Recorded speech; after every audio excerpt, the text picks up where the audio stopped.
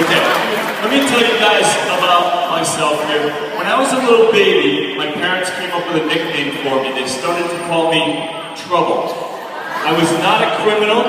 I wasn't a bully. Wasn't mean to people. I just had way too much energy. Maybe some of you know what that's like. Alright?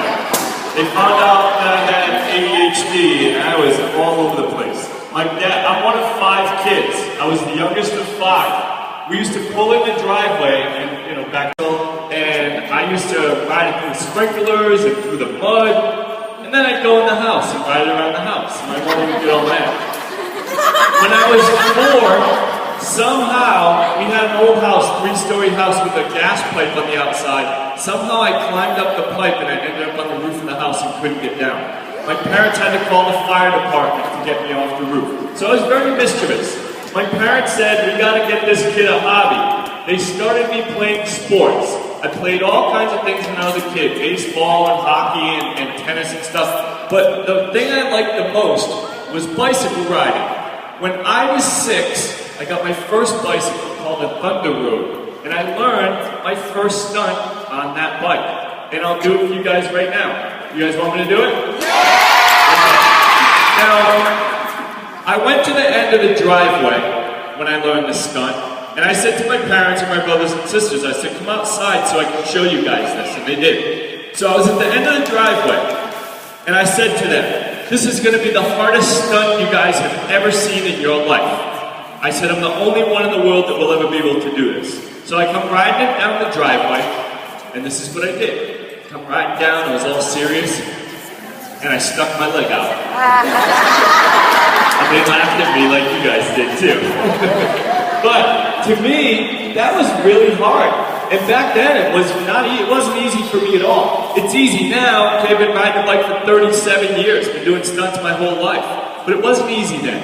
Now, if I didn't learn how to ride my bike with 1 foot, no feet, no hands, I'd be left behind by the other athletes in my sport that would have passed way, way by me.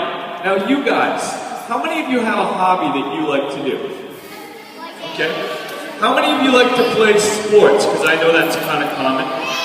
How many of you guys like to do artistic things like painting or drawing? That if I couldn't ride my bike with no hands, it would be impossible. Now, if you have a bike, please go home and try this. I don't want you to get hurt. Enjoy it and be entertained by it. All right, watch this. Here I go. I am going to ride my bike and do a stunt that would be impossible without riding my hands. Here we go. How's that? Standing on the bike. Thanks. Now, this stunt is not easy to get up here. It's not easy to stay up here. But it scares me to get down. It terrifies me. Whoa.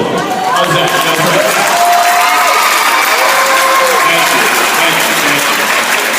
That stunt took me 7 years to learn how to do. 7 years. Alright? So my point is this, guys. Practice. Work hard at what you want to do, and you will get amazing results. Okay? Don't ever give up at things.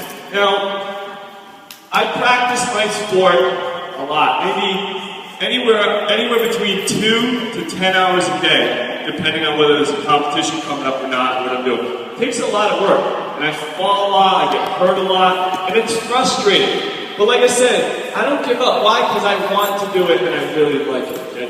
Now, I make good choices in life, as everybody should. The better choices you make, the better your life is going to be. There's a saying, and I didn't make this up, but the saying is very simple. If you do good things will happen. If you do bad things will happen. Life is pretty much that simple, okay, if you think about it.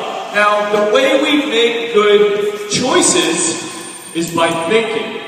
Has anybody here ever done something that they look back on and wish they didn't do it? Yeah, of course, me too. Now, here's a question for the kids. How many, or even the adults, how many of you made a mistake when you were younger and when that happened, an adult said to you, you need to think next time before you do that? Anybody ever hear that? My parents told me that too. And I have 2 kids. I have a 14-year-old son and a 16-year-old daughter, and I tell them that too.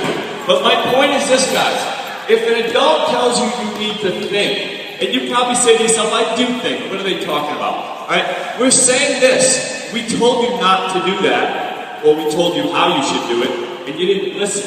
You did it anyway. You know you weren't supposed to do it, or you did it how a different way than we suggested.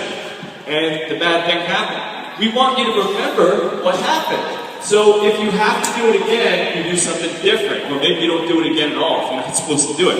Okay? And that's kind of how simple it is. Now, there's two ways that people think in general. Number one, they react to things. They don't plan ahead. They just go around and do things, and then whatever happens, happens. How many of you guys have ever played that board game, Trouble? With the little popper, Trouble?